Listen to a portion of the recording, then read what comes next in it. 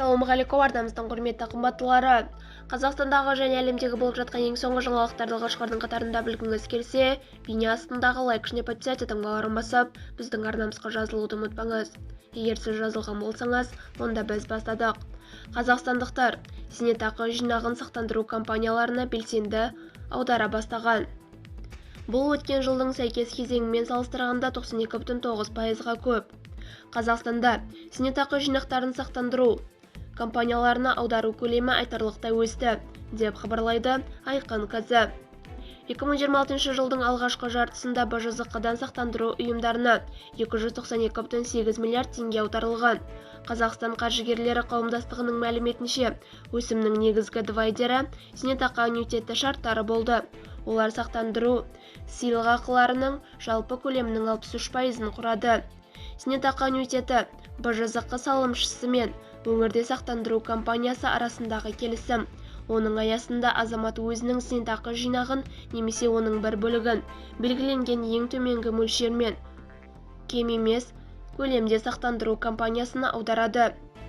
Ал сақтандырушы клиентке өмір бойы тұрақты төлем жасауға міндеттенеді. Жалпы өмірді сақтандыру бойынша сыйақылардың өсімі жылдық есеппен 30%-ға дейін жеделденген. Салыстыру үшін 2025 жылы бұл көрсеткіш 25,9% болған.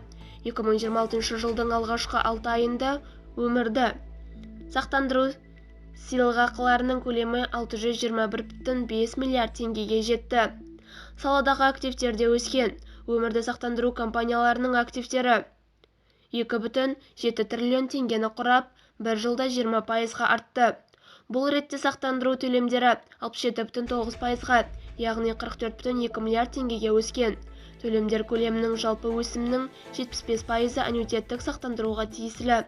Бұл жинақталған ұзақ мерзімді портфельдің біртіндеп жетілуімен байланысты. Нәтижесінде сақтандыру төлемдерінің сыйақыларға қатысы 13,6%-дан 17,6%-ға дейін артқан.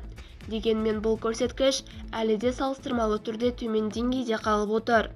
Сонымен қатар, өмірді сақтандыру компанияларының пайдасы 15,3%-ға төмендеп, 74,5 миллиард теңгені құрады.